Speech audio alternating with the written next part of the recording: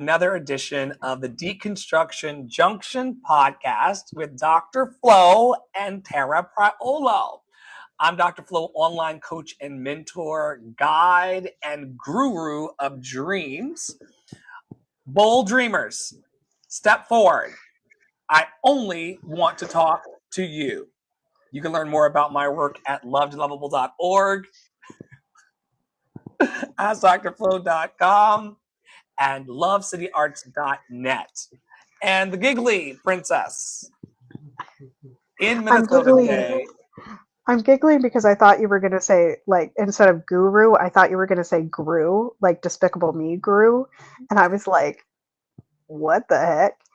Because then I was just picturing, like, Steve Carell with the super long legs and the big belly and the whole 9 yards. Isn't he like the villain, though? No, well, yes, but also no. Have you never seen Despicable Me? I feel like you would like the Minions. Love the Minions. I use them a lot in my GIF responses to people, but I just think they're cute. I don't really know that much about them. There's a Minion named Dave, and he's my favorite. So if that flares, his name is Dave, and I just think it's funny that his name is Dave, and he's silly. So I love it. Introduce yourself to the people, and while I share this out across the platforms. Will do. Hello, all. I'm Tara Priolo. I am your resident Black, biracial, multi-passionate musician. I'm trying to find a new word for that because apparently it's confusing to people. But oh well. I talk about the ish that nobody wants to talk about and push you to do the same. I also help you make the intangible tangible by releasing the entanglements that you've placed upon your capital V voice. Amen. Amen. I am the, I used to have this, this just ran across my noggin, y'all. I used to have this hashtag that said starting movements. And what I was going to say here was that I have a lot of things going on. I do not have 3 websites, but I do have one for you, tarapriolo.com/links, where you can find all of the things, even though it needs to be simplified and many things need to be updated, but don't worry about that. You just go there and you can click and find your way around. Okay.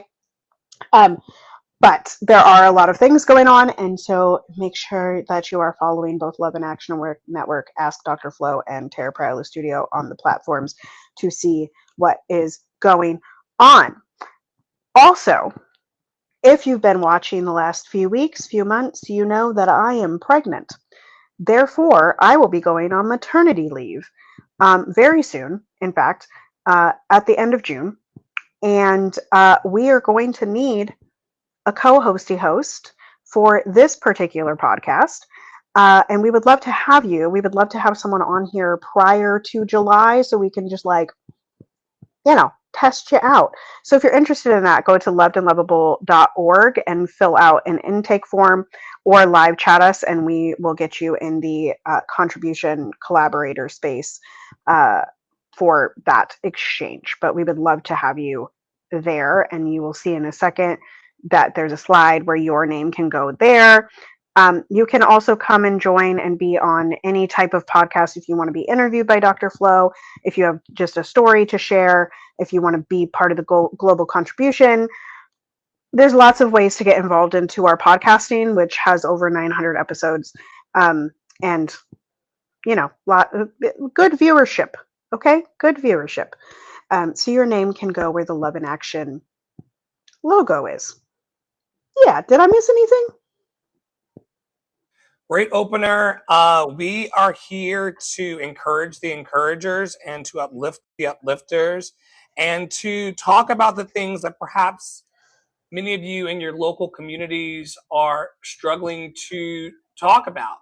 I hear from people every week in the network that they wish they had community members that lived in their zip codes and people in their families who wanted to say the quiet parts out loud. And today we're going to be doing that. And I hope that this podcast continues in are we in our 3rd year of this particular iteration of this?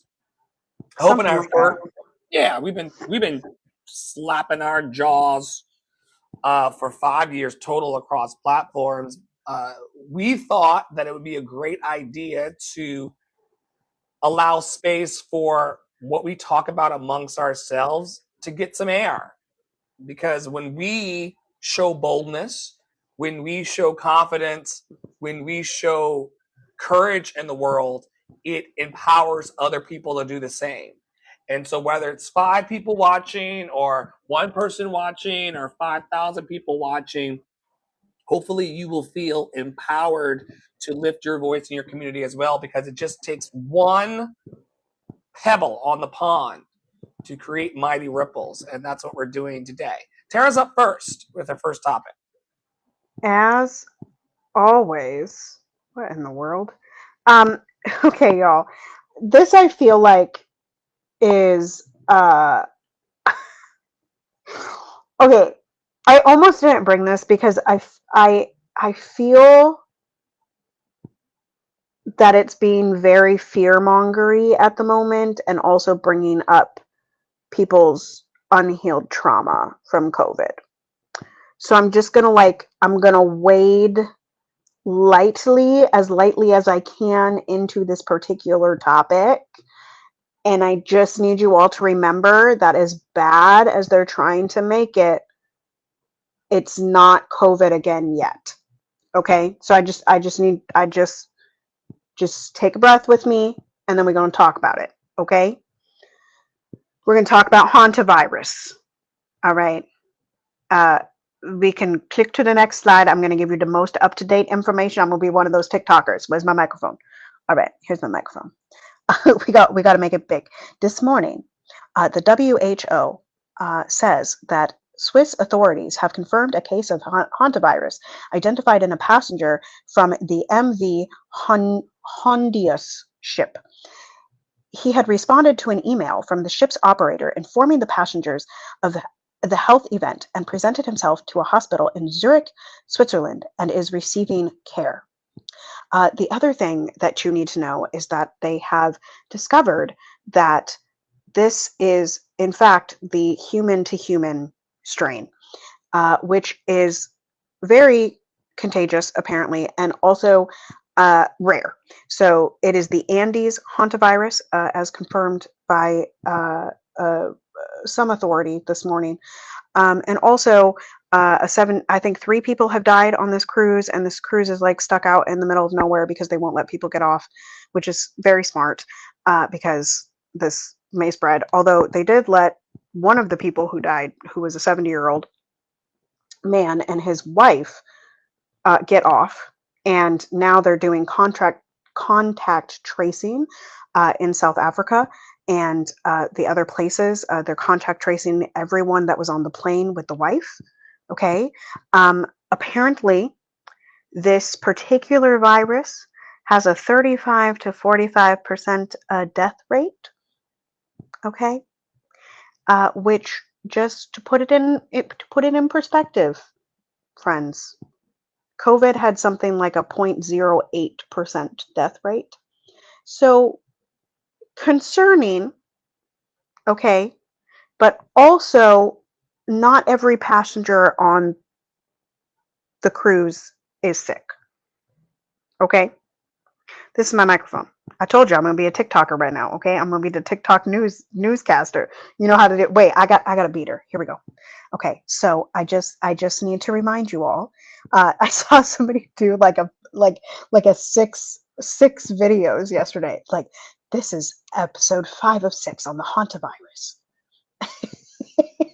But like, once again, I feel like we're being very fear-mongered right now, and like we're very scared of COVID happening again and it getting closed off, etc. Personally, I think that COVID could have been more of a reset than it was. And I know we all have trauma from that experience. However, it is 6 years later, and these capitalists are still asking people to come back in the office so that you can't poop and pee without them knowing. Okay? So Okay, I don't want a whole bunch of people to die. I really don't. Although it might save us from Mother Nature, who's going to kill us anyway. Um, but that's the update on hantavirus on the ship that is in the middle of nowhere, that they're not allowing people to get off. Okay.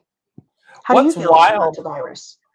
What's wild is that there are people who are saying that the ship should be blown up in the ocean. There are people saying that we need to, like, someone had like a finger on it trying to push it under the I water. saw that one. I know we all are concerned about our mortality. You don't want it to get out of control. I'm very interested in knowing how it starts in rodents and ends up in humans. I just saw a post about that from the WHO on Threads. Let me go. Hang on. Yeah, do you know anything about how, like, because you have to be around like the rodents and be exposed to their poop or something in order to be Right. Wait. Okay. Well, and so it's very alarming. But yeah, it's got a 48%. If you get it, it's pulmonary. It gets in your lungs. It gets like, in your it's not kidney. cute. It's not a cute virus to get. Okay, so this is from the WHO. It says hantaviruses are zoonotic viruses that naturally infect rodents and can occasionally spread to people. Here's what you need to know: what they are, how they spread, and the symptoms, and how to prevent infection. Okay? Hantaviruses are a group of viruses that naturally infect some rodents and can occasionally infect people. Hantaviruses are present in some rodent species, mostly in the Americas, Europe, and Asia.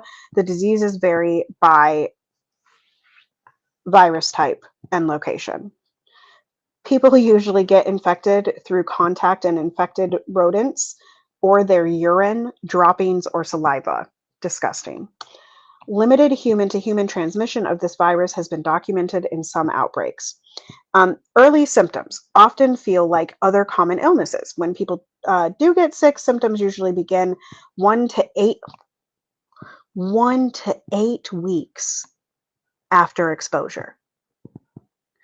That's a long incubation period. Okay, here are the common symptoms: fever, headache, muscle aches, stomach pain, nausea, and vomiting. While infections are rare, hantavirus can cause severe illness in some cases. Here's how to prevent it. Keep living and workspaces clean. Sealing openings where rodents can enter. Storing food securely.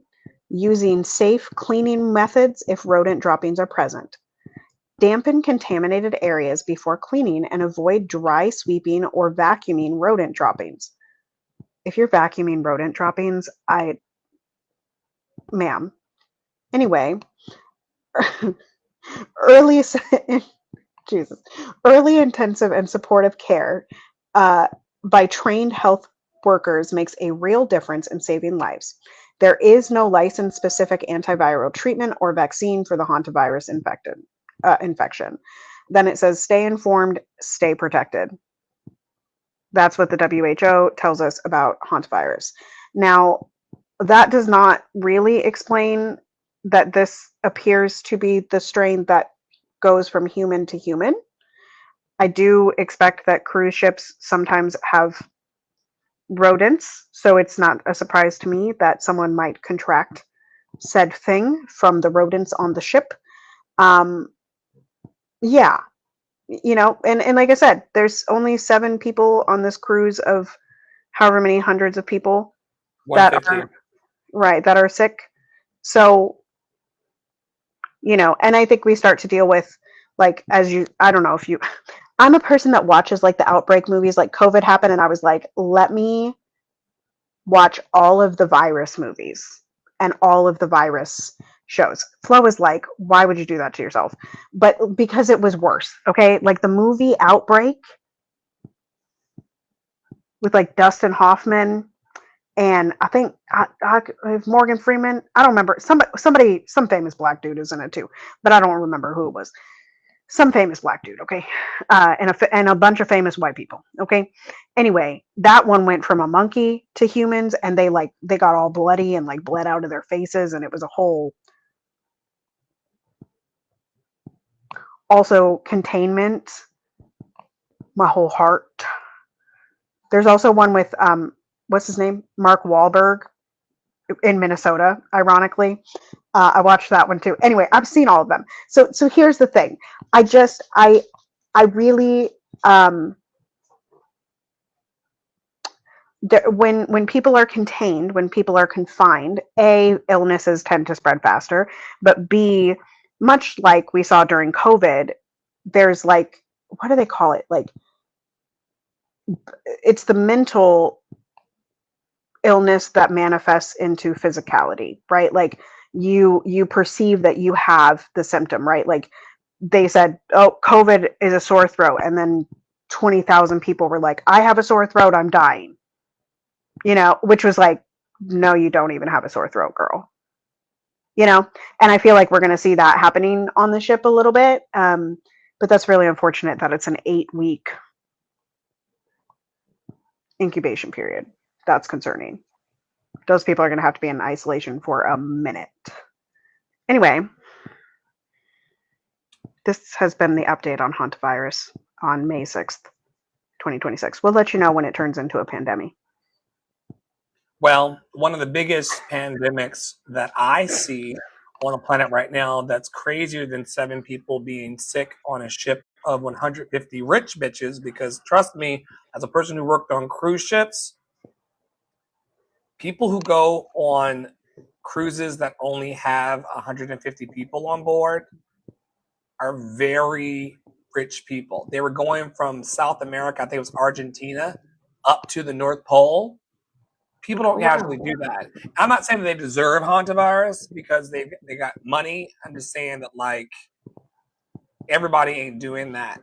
What a lot of people are struggling with today, and this is my topic to bring up, my first topic to bring up, is loneliness and mental health crisis. And people are more digitally connected than ever, yet anxiety, panic, isolation, burnout, and depression continues to rise, especially amongst creatives and young adults. And we serve a lot of creatives and young adults here at Love and Action Network. And every week I'm talking to people, not just in their 20s, late teens, early 20s, people in their 30s, 40s, 50s, 60s who are struggling with feelings of loneliness, even if they're surrounded by a lot of people. I've often talked on the podcast very candidly about how I lived in New York City previously, surrounded by 9 million people, and still felt extremely lonely and afraid. And I want to let you all know today that connection is not the same thing as community. And visibility without belonging can create emotional exhaustion. Sometimes there's an emotional cost of always performing online. Tara and I are both, well, I'm more of a live streamer than she is. She presents online. I'm consistently on TikTok and Clubhouse doing my work in Love and Action every day. And it can weigh on you if you are not grounded and concrete in your why. And I think it's important that we continue to create spaces, and we're going to do this in Love and Action Network, where people feel emotionally safe. My question for you, Tara, as you tell Millie to calm down, the dog, I can read her lips because we've been collaborating partners for the last 5 years. What are you looking for, Tara, when you are trying to create an emotionally safe space? Well, I think it's worth noting, or there's 2 things that I have in a response here. Number 1, an emotionally safe space is not going to look the same for every single person. And I think it's important to recognize that, because as leaders, we're not going to be able to serve everyone, and that's okay. Like, if their definition of a safe space does not match with ours, there hopefully is another safe space that it does match with theirs, right? And I think that when we get too varied in, like, I'm going to use the U+1 analogy moment, right? That, like, if you're having that feeling and you need to be served in that way and that is your need, there is at least one other person in the world that has the same need, right? And you can join mind and hand and whatever around that need. Yeah. So that's my first thing about safe spaces. Okay, maybe I have three things.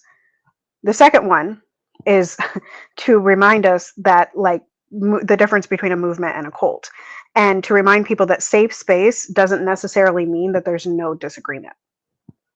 Like, I think that so much of loneliness is created because there's this perception that everyone in our space should agree 100% with us. And I even saw a video this morning that was, like, talking about Black leftists and talking about how, like, so many leftists in general are talking about, like, a future space but not recognizing the present space, and how that's a very, like, it's a disconnect. And I think, once again, I think some of these, like,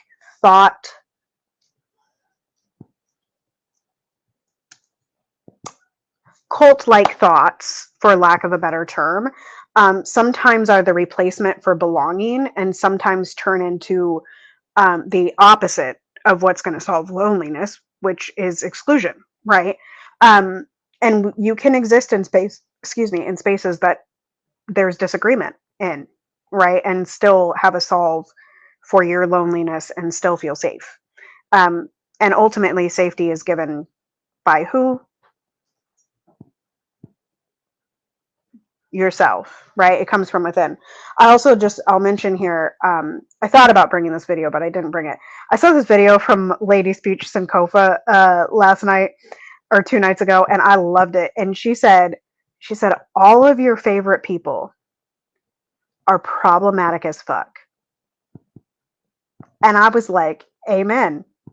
Because all of your favorite people at the end of the day are human. And I think that sometimes when we look at community leaders and we look at people trying to create safe spaces, and we look at people trying to even create, like, safe discussions, right?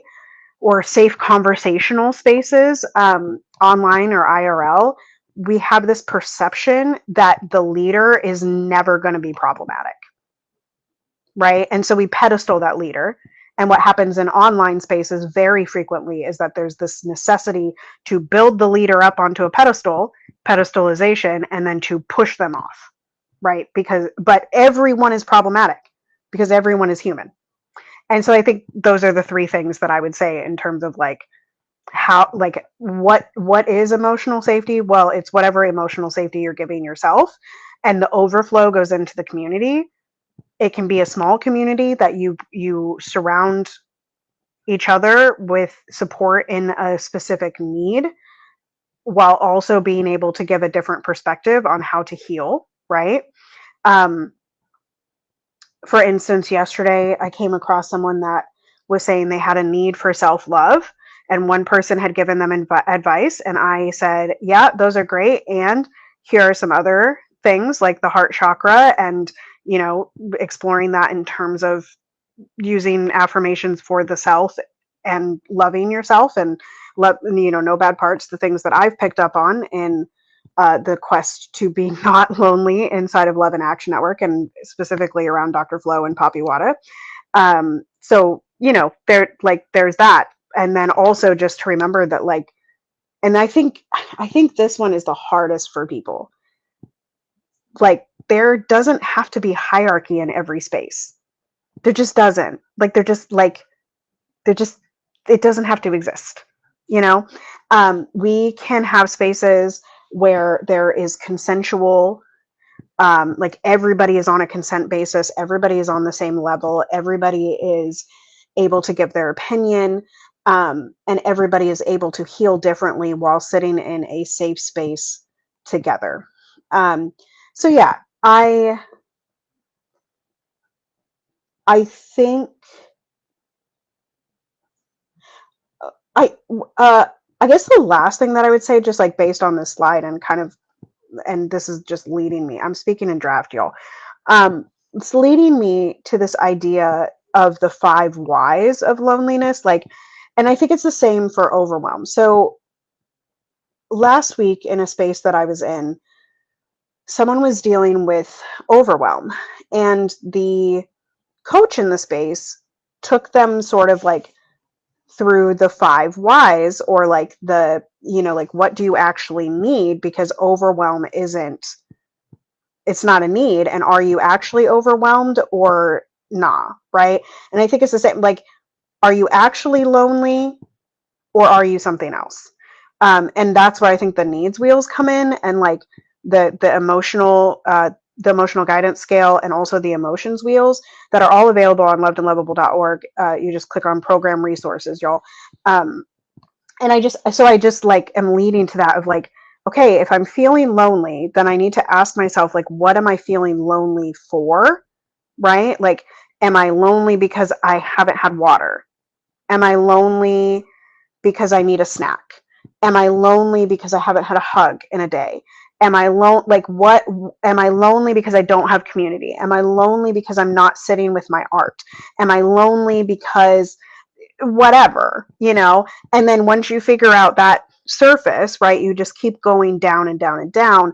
And once again, I think that's how we give ourselves safety in order to heal from the loneliness, right? So that was just the end that came up for me in draft. Thank you. Amazing. Amazing. And also this understanding that in order to have community and in order to have safety, to your points, you're going to have to be vulnerable. If people don't know what your needs are, so a lot of people are walking around saying, I'm lonely, I'm upset, I'm worried, I'm depressed, anxious, panic, paranoid. The next question is, what do you need? And if you don't feel What do you need, vulnerable girl? enough to actually express your need, then no one can help you either find people to meet the need or meet the need themselves. And that's why we say that vulnerability is a revolutionary act. And someone online earlier this week on Threads was like, I'm not following you if you're not a revolutionary. And I'm like, get to know me better, because I'm a very vulnerable person. Often in our network, people know way more about me than I know about them. And It's that's true. my protest. Showing up and telling you about the things that I'm going through in my life, and being vulnerable and showing my flowery side and my shadow. Like when I told that guy on TikTok earlier in the week that he could shut the fuck up. I was in the midst of a prayer room. This love is for these people, but you can shut the fuck up. That's revolutionary work. And it's going to help us get through the loneliness and be real about speaking up about our mental health issues. And all of us have mental health issues in this overwhelmed society full of bombardment. Right. Okay. And no, it's not the price of ice. It's it's like ice, the bullies, and gas prices. Okay. Yeah, we found that they have ice locally here in Savannah at the Dollar Tree. Yes. Also, did you know that you can get at Wendy, at least as far as last summer, you can get a bag of ice at Wendy's for $1. Anyway, like how big of a bag? I don't remember. It not a very big bag, but $1. Some 8 people are pounds. protesting Wendy's right now because they support MAGA candidates. Okay. You tell that to my junior bacon cheeseburger. Right. Tell that to my spicy nugs. Okay. Anyway, next slide, because I think I have some headlines. I do have headlines. Look at me. Look at me. Okay. So from CBS News Atlanta, this was from 2 days ago. A man in ICE custody died last week at a South Georgia detention facility. His name was Denny Aiden Gonzalez. He was 33, Cuban national, and was found unresponsive in his cell at the Stewart Detention Center on April 28th. And I believe that makes like into the teens of people that have died since the beginning of this year. And over the last year in ICE detention centers, I believe we're getting close to 40 people that have died in ICE detention. So I just wanted to raise that as like ICE is still, even if we're not seeing them on the streets, and even if it seems like rapid response teams are pretty quiet, there are still people in ICE detention, including children. The Dilley detention facility in Texas, which is horrendous conditions, is still open. So I'm just flagging that as like there's active harm. Right. There is concentration camps existing in the United States. And they haven't, like, I mean, listen, reservations, folks, like Native American reservations, those are also concentration camps. But we're not going to talk about that today. But yesterday was murdered and missing Indigenous Women's Day or something like that. And that's flagging that, like, how many Indigenous women are murdered and or go missing, and it's never investigated. Like it's a very large sum, and it's never investigated because reservations are quote unquote autonomous, and so oftentimes these women are going missing in between the reservation and where the state or the federal government have authority, and so it's never investigated by the reservation because it's not under their land, and it's also not technically under state land, which is just very strange that we're doing that whole shebang. And there are movies about this, y'all. Like, anyway, that's, once again, they have existed forever, but also there are new detention centers and concentration camps that are literally causing harm today. Okay, and then the last thing is the Iran stuff that's going on. Essentially, this says, I took a picture of this morning. It says oil plunges, market surge on reports U.S. and Iran near deal to end war as gas prices jump past $4.50. It says that Iran did not confirm that a deal was close, though its Navy said Wednesday morning that with aggressors' threats neutralized and new protocols in place, safe, stable passage through the Strait of Hormuz will be ensured. So it seems like there's movement. The last movement that I heard was that Trump rejected a ceasefire or rejected a peace deal. So it is what it is. And I think, like we saw with COVID,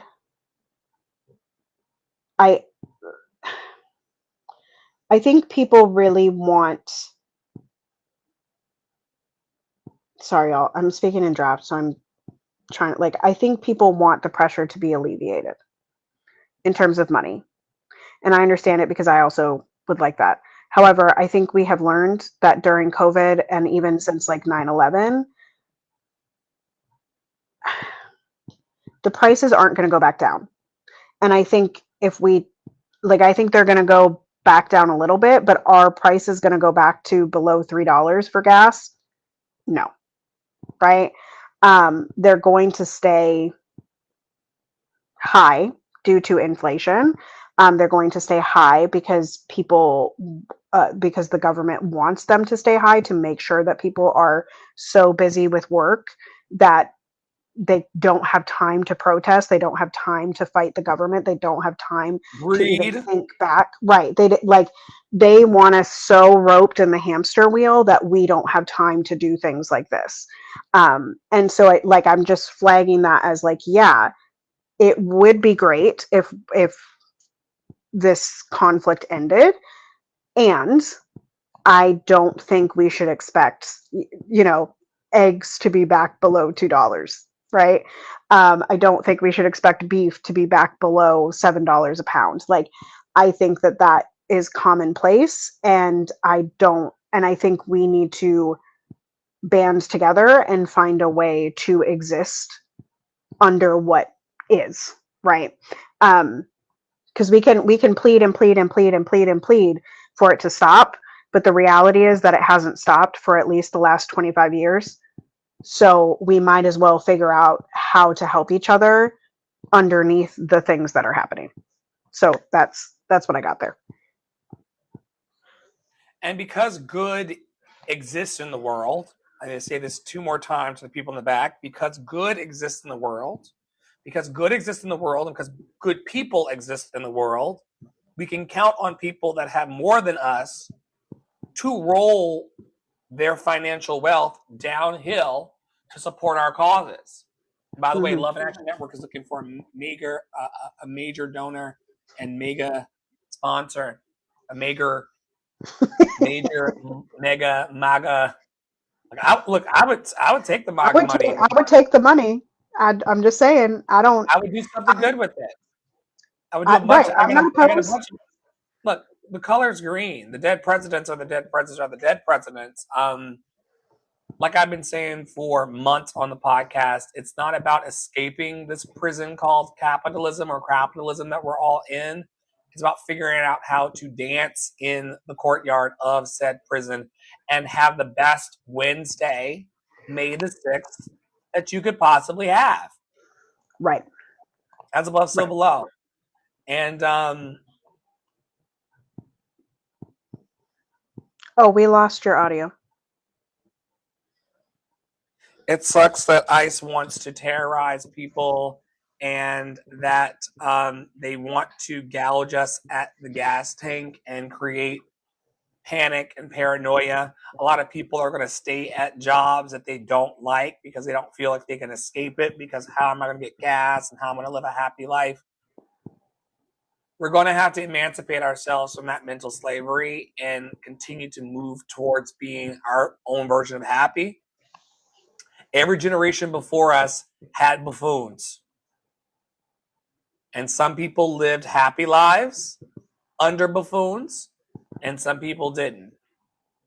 Get in where you can fit in. Right. But fuck ICE, always. Always. Speaking of panic and paranoia and fear, I want to talk about this idea that a lot of you have when you see my one boob gown with my hair off Angie the said side. that dress was trash. She said.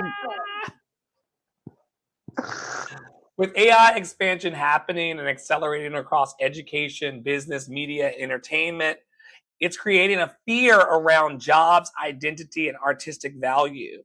And I want to let you all know today, through the Love and Action lens, that technology can amplify humanity, but it cannot actually replace your soul. And I think that we found this to be true over our last 5 years of working together. No matter what people say, no matter how they try to act about how I'm constantly pinging and constantly dinging and constantly letting people know what's happening within the network and inviting them to this open office hours, inviting them to this prayer group, and inviting them to this networking call. No matter what you all try to shade me about or ignore me about, authentic human presence, which is one of the best things that we provide here, is actually becoming premium. Like Poppy, my partner, my life partner, tells me all the time, those of us who can bring loving presence to the world through Priolo Studio, Love City Arts Academy, the Love City Arts Group, Love and Action Network, private coaching, those of us who can bring presence to the world after the last 20 years of what we went through, we're going to be the millionaires of the future. And the future actually belongs to emotionally intelligent creators. Here's what AI cannot replicate about your humanity.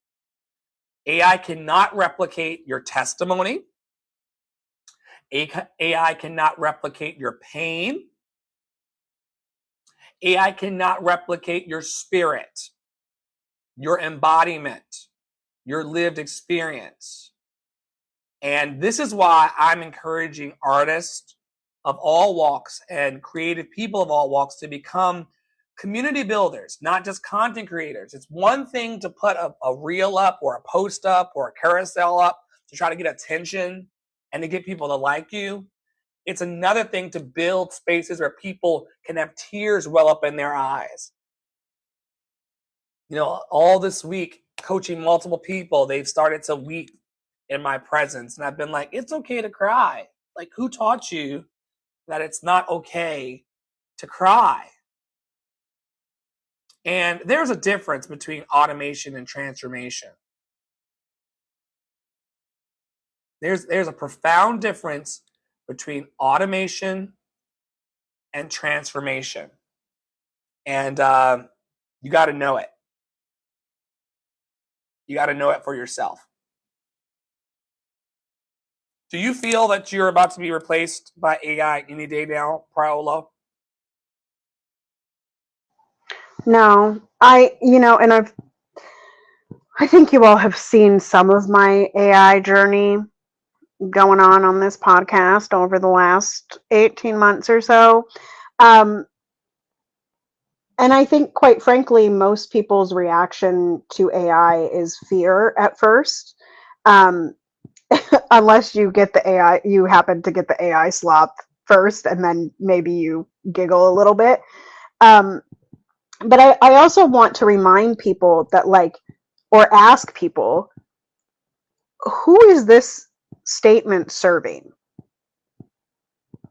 Like, who does it serve for us to believe that AI is going to replace us? Who does it serve for us to believe as sopranos that there's always another soprano to replace us?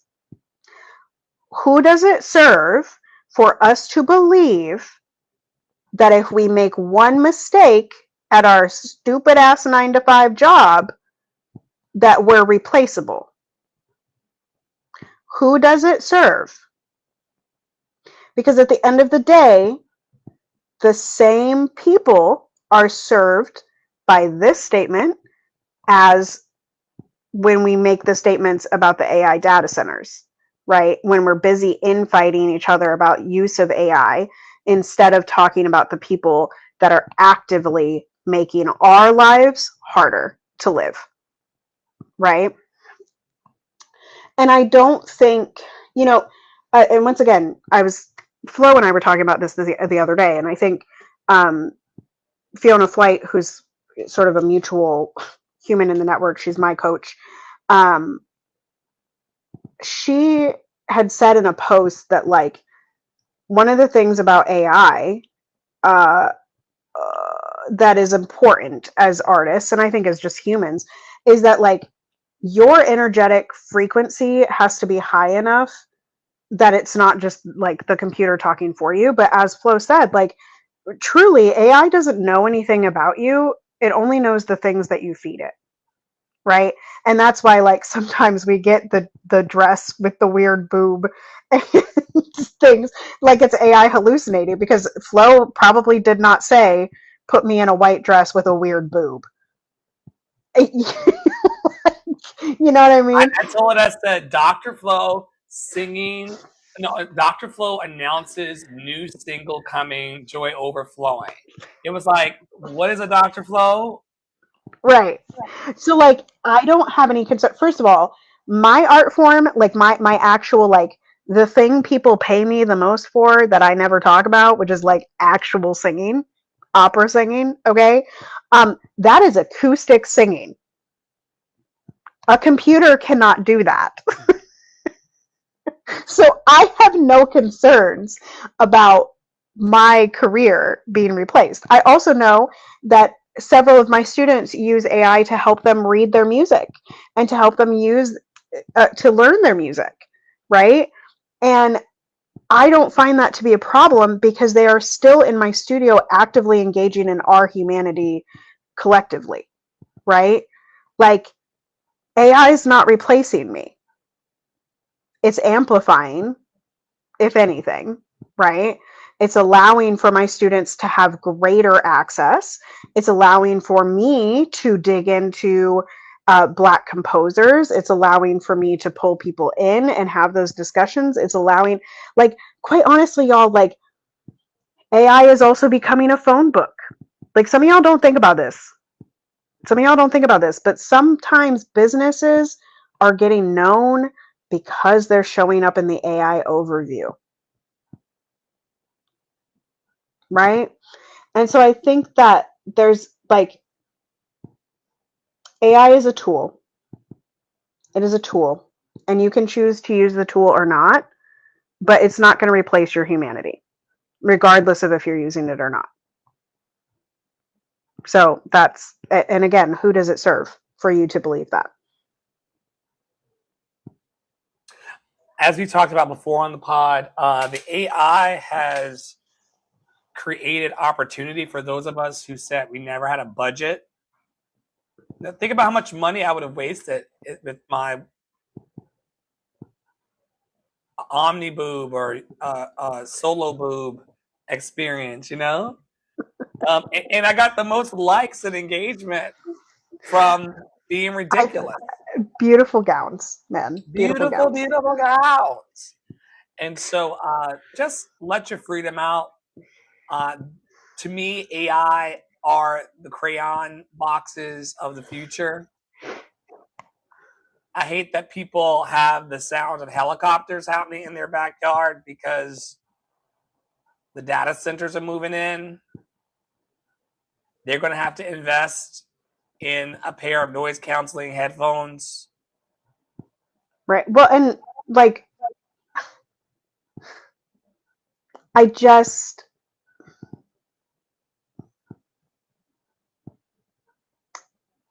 who does it serve for us to infight about it?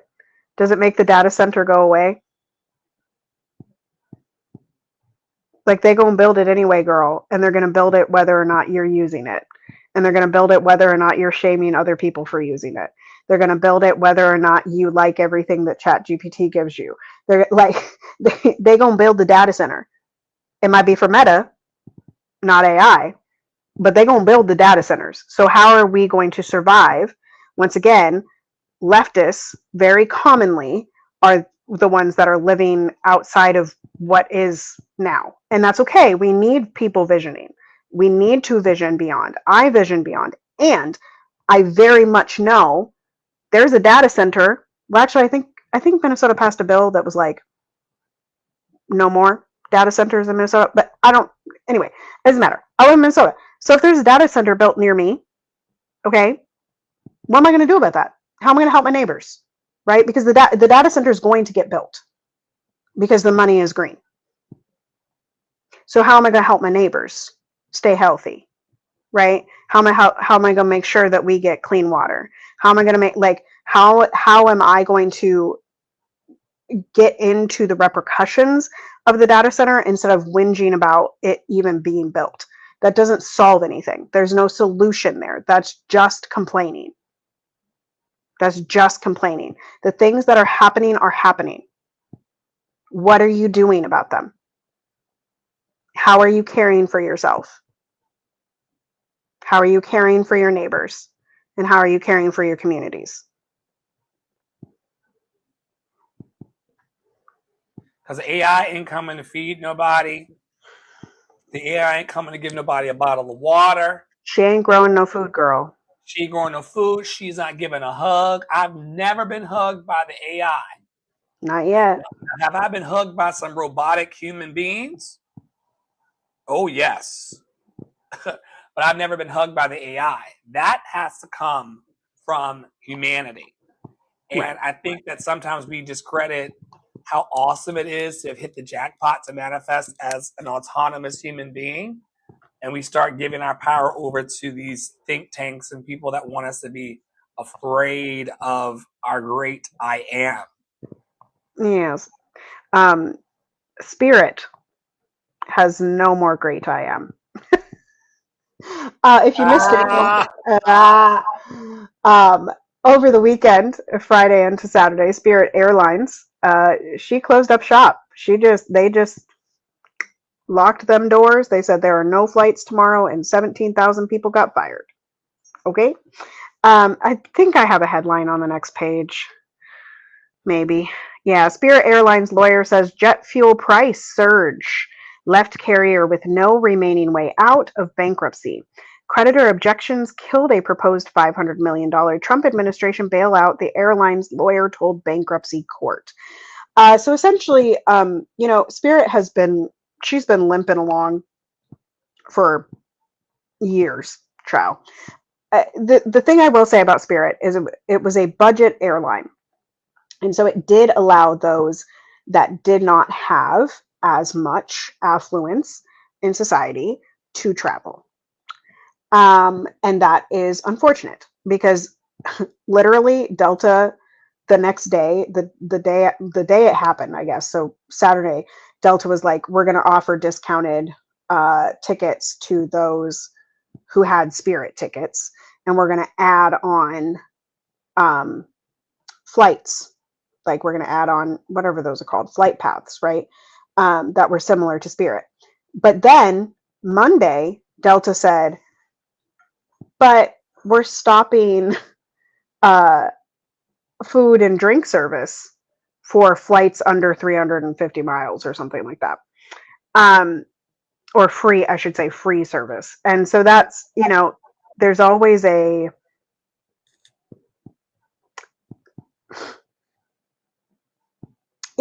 anyway, over the years, mostly I just heard complaints about Spirit.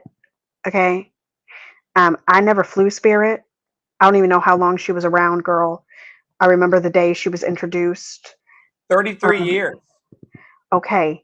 Well, I long time. There's also a TikTok campaign. If any of you are interested, there's some dude on TikTok that's trying to get enough money to buy Spirit. I think that's weird. I'm gonna let that, like, anyway, he wants to bring it back. Okay. And I'm just like, part of the problem is that we're allowing for all these rich people to continue to rip us off. Like, we could all just not fly for a day. We could, not work for a day. Anyway, but we're scared of that. And I understand that. I understand why. Once again, we talked about this earlier. Like, I understand. I get it. But yeah, so this is a situation where now there are no budget flights, and there will probably be decreased movement of people in poverty, which, according to statistics, is primarily Black and brown people, which some people are taking personal offense to on the interwebs. I'm sort of like, we don't have to be poor. We're only as poor as we allow our mindset to be. So that's how I feel about that. Anyway, rest in peace to Spirit Airlines. Yeah, this morning, Poppy was in the tub and he was like, they're trying to trap us. And I was like, where are you trying to go? Right. I don't feel trapped. I don't feel any more trapped than I did Friday. Right. Our ancestors literally would have to get on like a horse and buggy and like go where they wanted to go. And before that, like they was walking the land bridge, girl, with the mammoths. Like, no one's trapped. No one's trapped.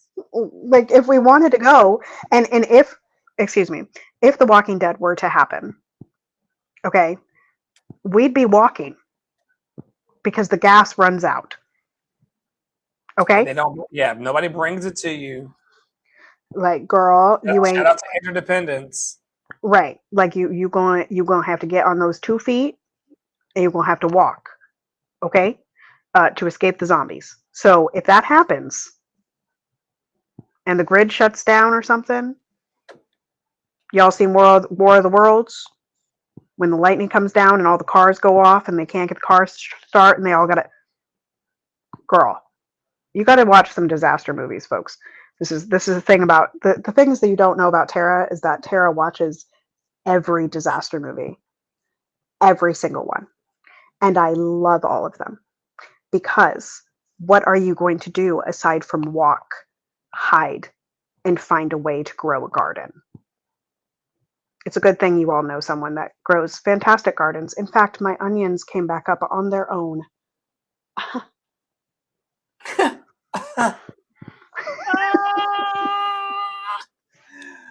Oh my gosh.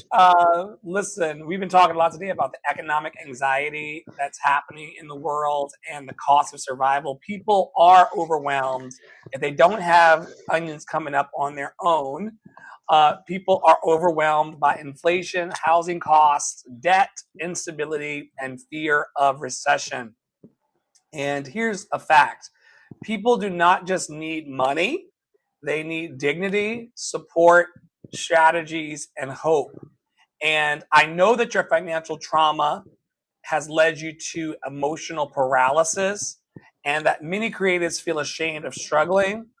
But we're going to have to get into a space of having community economics and mutual aid, building sustainable creative ecosystems, creating what Tara and I have done. We have opportunity pricing. Oh, there we go. This is my onion. Behold the onions. In Behold the addition to onion. in addition to the onions, we have opportunity pricing and accessible education, and we're really going to have to help people monetize their gifts without losing themselves. Do you think that compassion-centered entrepreneurship and business building can help people cure their economic anxiety?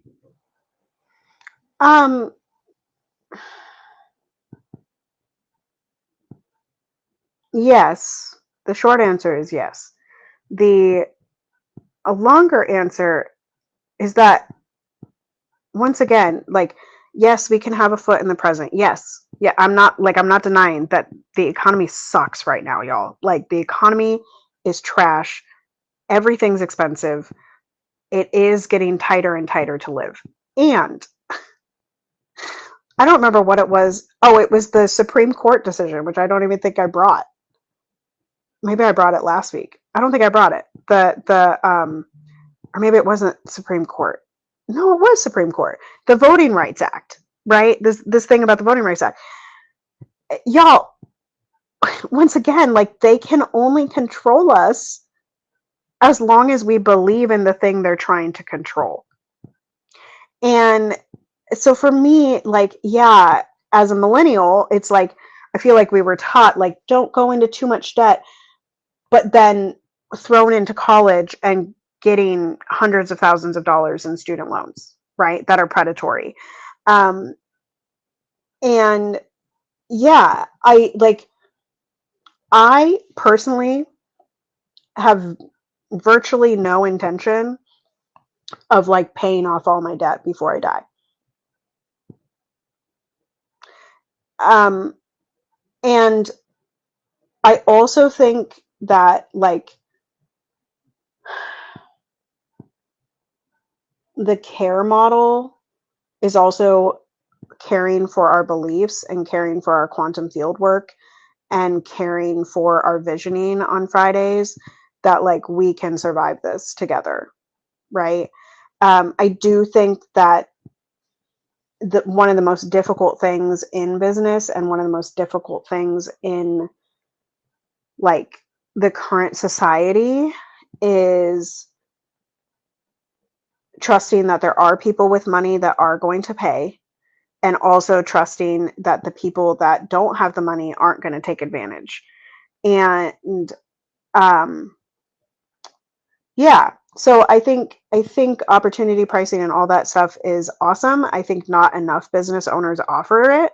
And I think there's a lot of business owners that get scared of it, because it's like, well, what if everybody only pays $25? Then I have to find 100 people to survive. Well, the good news is there's 9 billion people on the earth. You know, the bad news is, yeah, maybe you will need more.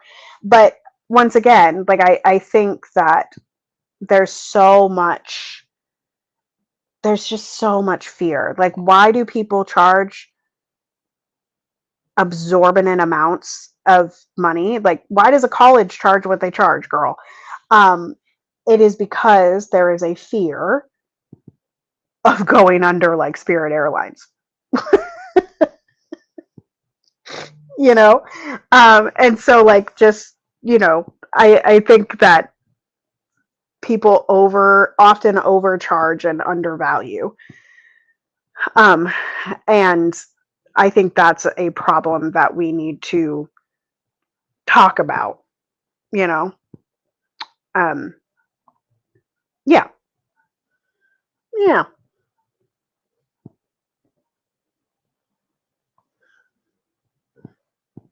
I don't know what that is. One of my dogs is snoring.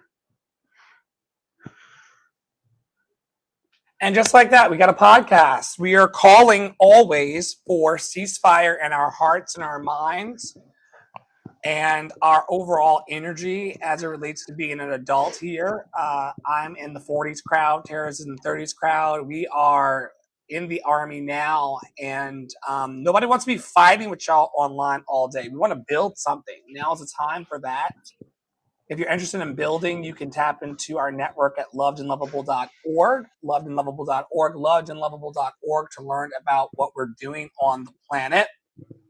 And lately these days on TikTok in the mornings, we've been lighting our prayer candles and getting our energy grounded for the day ahead. You could go through the day in chaos and confusion and madness, or you can choose to just anchor yourself, still your energies, and then move forward with a balanced approach. And we would love to assist you in finding grounding and purpose and belonging in your life. If you want to tap into our programs, we got Adopt a Black Artist program and Creative Access Partner program available, where we're checking in with people pretty much every day to make sure that they're okay living their dreams and manifesting it with purpose and on purpose. We've also got daily peer support happening on Clubhouse and TikTok. Follow our broadcast channel and also our official membership, which I need to still do that attendance for. If you would like to check in daily as it relates to love and hope. If you are interested in having people support you in your dreams from an administrative perspective, Love City Arts Group is here to support you, and Tara may put you on her wait list so that she can have sustainability as it relates to feeding 2 children, 2 dogs, a husband, and herself. On the flip side of maternity leave, but you can tap in with her and what she's offering over at tarapriolo.com. And also, we've got 3 new websites: lovedandlovable.org, lovecityarts.net, and askdrflow.com if you want to learn more about who I am. Some people have been confused online about who I am and what I offer. I am more than willing to let you know what I've been up to for the last 30 years. It's been quite the adventure, and now I'm sharing that adventure with the world and teaching people how to smoothly and easily have a dream of their own. I'm also hiring locally and globally for Dr. Flow and the Love Experience to bring these 50 plus songs that I've written to life to encourage, equip, and empower people to live their wildest dream. What a thrill. What a thrill. There's AI me in the future, quantum field awareness. Tara also has announcements for you starting now.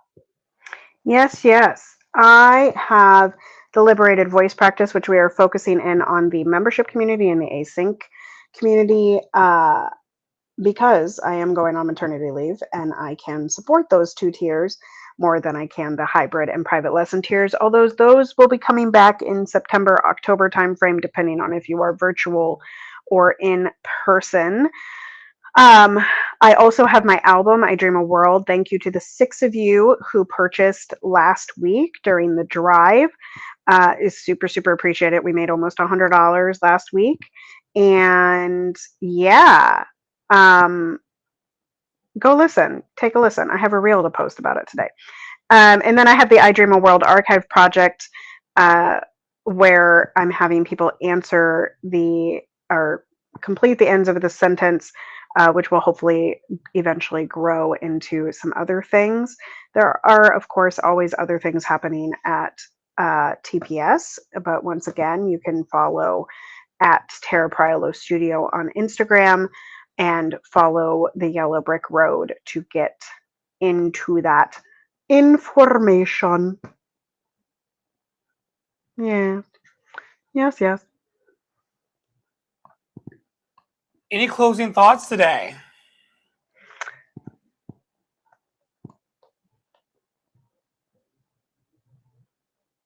Love and action, blah, blah, blah.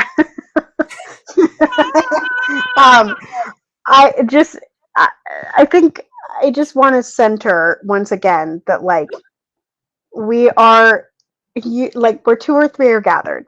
You know, like you, we are so powerful individually, together. Like we are so powerful, and so much of what we experience online and so much of what's going on in the world makes us feel very powerless. And I just encourage you to center your power every single day and go out and tell your story. Let it echo far and wide. Make them hear you. Make them hear you. There you go. My closing thought today is that it is a thrill to live a life of service. If you put yourself into a career path or a vocation or an organization that allows you to serve others, those of us who are really into service and enjoy it know that it's a thrill to see other people come alive and awaken and live their truth. And as a person who has lived a lot of amazing experiences and continues to live amazing experiences, it's a thrill to be able to share that joy and that love and that hope. And I hope that you felt a bit of that in the midst of all of our newscasting with the It's the beater of the mixer.